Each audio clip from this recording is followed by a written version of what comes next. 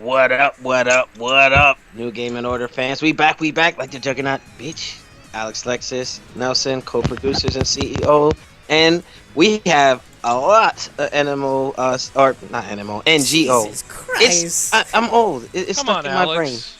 All right. I'm gonna get a sticky note and put it on your forehead so when you look at the camera, like, oh shit. Put what on my forehead? What? It's the NGO. PTS. It's the PTSD. You don't know where he's at. You know what? That's not funny. That happened to me. I'm not even gonna say. But shout out to brother Noop. I'm gonna if he makes it, if he makes it, I'll let him explain what Best Buy did to him for his. See? Alex. Really? Alex. Charlie, danger close. Wow, that's foul. That's foul, Dave. Yeah, and you're a former service member too. But anyway. Oh. But that's why I can joke like that. I know. But shout out to brother Noob who's struggling to get his MKX right now. He had a pre-order at Best Buy and they sold it. That's messed up. That's where he is because he had called me and he wanted to be in the podcast and everything since he was taking care of real estate stuff. That's where he's been the last 2 weeks. But shout out to brother Noob, Black Dragon, and a couple other folks. As we go along, I'll make sure I cover everybody. But opening remarks from the staff. Started with On Your Knees. I'm keeping track today, Alex. So far on the director's cut, you're up to 2. Ding. So we're gonna see how far we take this. Unbelievable. Hashtag unbelievable. What? All right. Shinwar, opening comments. Yo, it's Thursday. Let's get it popping. Alrighty. And Shin Babuma. I'm Welcome. getting my ass kicked in Mortal Kombat X, but it's a good ass game. What? He says he's getting his ass kicked, but it's a good ass game. Okay. Alright. Free play modes, Demizzle. Opening comments. Yo, what's up, everybody? It's Dave, just chilling, eating frosted mini wheats, playing Xbox. Alrighty. And Mr. Tough Nerd Toys himself, Mr. Danae. Opening comments and plug your website, sir. Tough Nerd Toys coming live and direct from the bowels of Newark, New Jersey. The balls of New York. The Ayatollah of ignorance and depravity. Unbelievable. The bowels of Newark. We're talking about earlier. I don't know, man. He said, where does it begin? I thought he said the balls of New York, but anyway. Bowels, Alex. Bowels. We know you're obsessed with balls, but come on now. We're trying to do a gaming podcast. Oh, basketball? Damn. Hold on. All right, you know what? Anyway, this is the podcast for April 16th, 2015. Thank you for joining us. Shout out to our partner with Full Screen for taking care of us. After our link up with Full Screen, I just wanted to put this PSA out. We had seen a surge of 320 subscribers.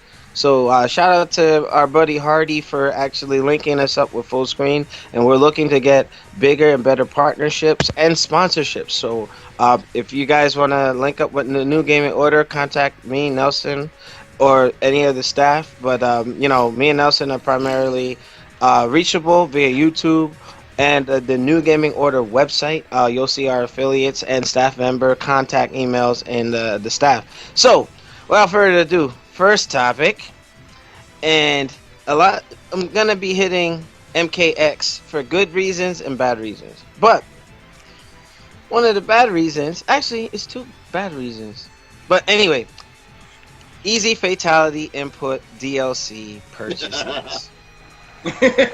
Unfreaking believable. That's a different category, Chris. No, that counts. Okay, but this is a sign of the times of where gaming is going. Danae and a couple other staff members on this podcast, we were on the Fighting Game podcast earlier this week, which saw some decent numbers for the length of that video. And Danae had made a good point where it's like, okay, now we got folks and this current generation of gamers that just don't want to spend the time to practice their craft if they're playing any racing game, shooter, fighting games. You know what I mean? Shortcuts are now the norm, and people are willing to pay for them. The problem is with the way that things are set up now, you have folks that just like, okay, it's like a paid Game Genie, so to speak. True. And everybody knows the Game Genie, action replay, and all that other stuff that was available in the past. You know what I mean? This is kind of the same thing, but digital. Because back then, you had to purchase the Game Genie. You know what I mean? And then had to go and find the codes and so on and so forth. So now it just went digital, and it's for every single game. So the companies now know how to say, hey, you know what?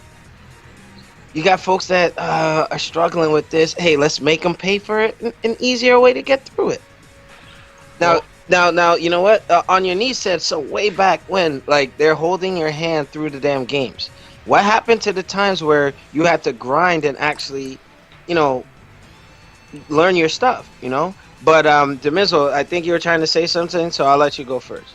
Well, I'm gonna attack it from the perspective of the developer, because it's like, from the developer standpoint, they have to recoup as much money as they can from the development of the video game. So it's not about okay, let's make it easier for the gamer. In their minds, it's how much money can we recoup from the development while still selling as much as we can from a game perspective. That's where you see this stuff like, oh, $5 for 30 easy inputs for fatalities, or $10 for $10 million in Grand Theft Auto 5 online. That's where you see now, that. you do know, from what I saw a video that was saying that easy input stuff is already in the game. It's just you have to play it enough, like on the tower and the coins and all this other stuff. Eventually, that's gonna be. This is just like an accelerator thingy. It's the same thing as in WWE 2K15 with the accelerator. Same thing as in Resident Evil Revelations 2 with the accelerators. Like, games these days are just having accelerators, and it's I'm not looking at it from a standpoint that it's allowing gamers to get through the game faster, because, well, it is, but I'm just looking at it from a developer standpoint that it's allowing them to recoup the money that they put out making the game faster. Okay, but you see, in essence, it also can backfire. I mean, you know what? I thought about it too before I give someone else the floor. The fatality thing, at first I was just like, damn, you know, gamers aren't taking the time to you know, get legitimately good at things. But fatalities don't really impact the game, because it's just like insult to injury type thing. You know, it's more or less like, okay, if you're doing Killer Instinct though, you know, when you're doing double and triple ultras and whatnot, that takes timing and skill and so on and so forth.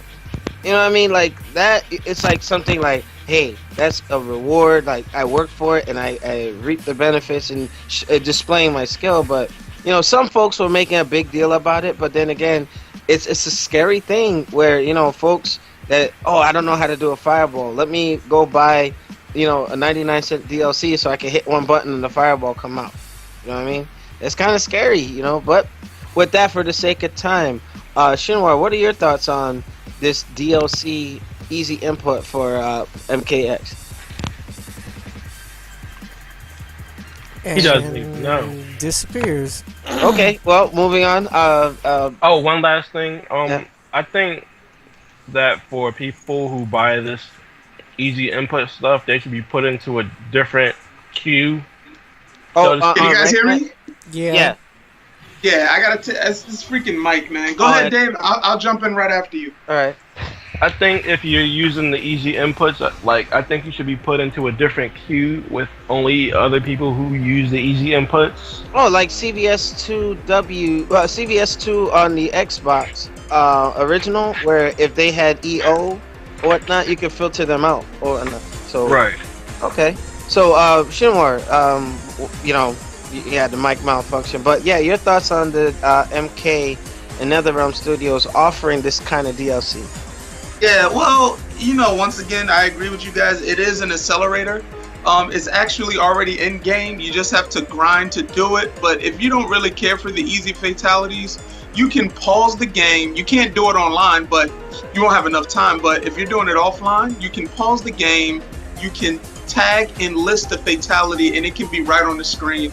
That's cool. It's just the way to make it easy. You'd be surprised. There are people that don't know how to do a fatality. They're just bad that's with what inputs. they call training mode. Like back those. And you're right. And they do have a fatality training mode in here to do it. But at the same time, it doesn't really impact the game, like you said, Alex. It's just adding insult to injury. So, I mean, it's kind of crazy. It's like, dang, I don't know how to do a fatality. Oh, I got a 30 pack for you. And how much is the 30 pack? It's like $4, $5. Yeah.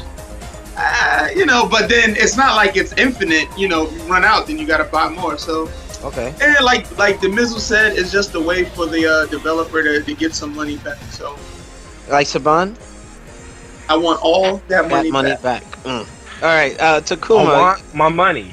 Why? Because like Rihanna's song, "Pay Me What You Owe Me." But Takuma, what are your thoughts on this DLC? I discovered the whole easy fatality yesterday. I was getting something and I was reading it, but I was still doing it the manual way. I think it's okay, for those who are just starting like me, but I'm still used to like whole block or input the commands and everything else or whatnot. So I guess for the new beginners and everything else, it's like an add-on. Like a trainer. My head cut off. But if not, then buy it. But for people who are more experienced in Mortal Kombat, if you're using it, I'm not gonna say you kind of cheat. I just want to say you want an easy win. But grind it out. So go to training, grind it out. Try to memorize it in your brain. So when you online and playing, you'll be like, oh, okay, I know what to do. ADD society and instant gratification. They want it now. Like it just gamers are not like us, and those of us in our 30s and up, that we're looking at this generation like, damn, this is the type of DLC that they condone.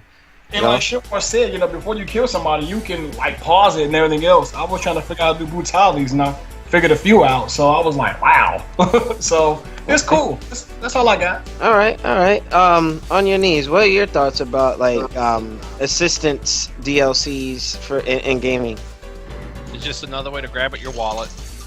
There's nothing else to say. I mean, you guys covered it's not game breaking anyway. It's not like you're getting an advantage. The match is already over when the fatalities come up. But this is just like one of the most ridiculous things you could buy in a game. One button things where 10 years ago in CBS 2 they had the EX mode. Or bullshit. Yeah, that was nonsense. You know what I mean? Because you had some folks just hitting down, hitting forward on the right stick, and ordinarily they're running around beating S-rank people. Like me, Shinwar, Demizzle, and a couple other folks. We were like S-ranks. And do I detect a little butt pain from years ago from you? No, some guy was talking trash, and he was using that EO stuff, and then I took it to the next level, and he lost. Then he dropped on me. You know what I mean? That's why some of the training wheels got to be taken off. But like Demizzle said, they should be put in a pool where let those guys play each other, and let the hardcore, But Alex, let me ask you this: like in Third Strike for the Xbox 360. You can get Gil two ways. You can unlock him with every character, or you can just purchase him DLC. Yeah.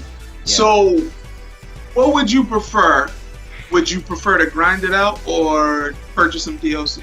Grind it out. That's the generation I come from. Me and Danae. Right. Yeah, Danae. When I give him his time to talk, he'll probably back me up on that.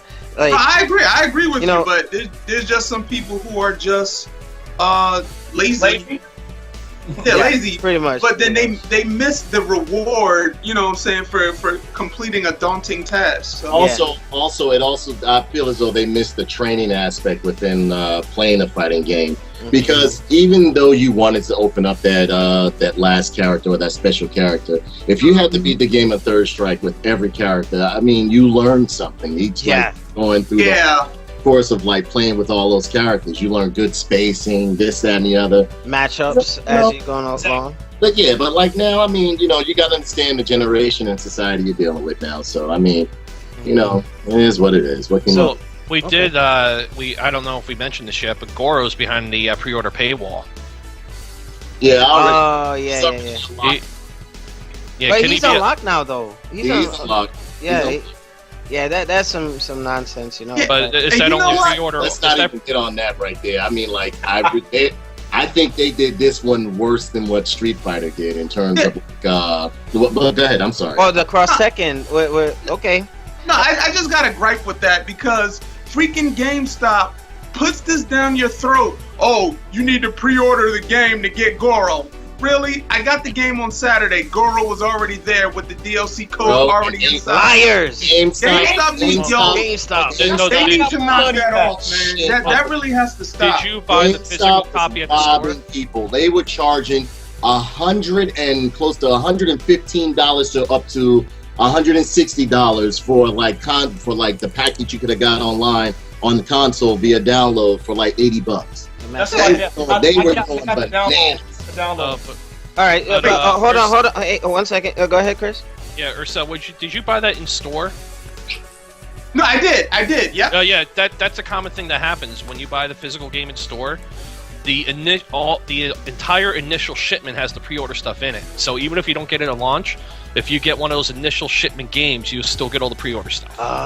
Yeah, but and that's been going on for years. No, I understand that, Chris. But what GameStop does in their trickery, they make it seem like, oh, if you don't pre-order it, you won't get Goro. Yeah, but that's GameStop's MO. Like they have to make that business. You know, that's been their MO. I understand where you're coming from fully because they're very misleading at GameStop. They are very misleading. Yeah, that's been their MO forever because they, especially nowadays with people just downloading the games, you had to get in massive shipments at first, and there was a change. You could run out of stock in store, but now that more people are buying online, they're probably still over ordering the game, so they have this initial shipment sitting in their stores with all the DLC codes still in it, or the pre-order codes. Mm-hmm.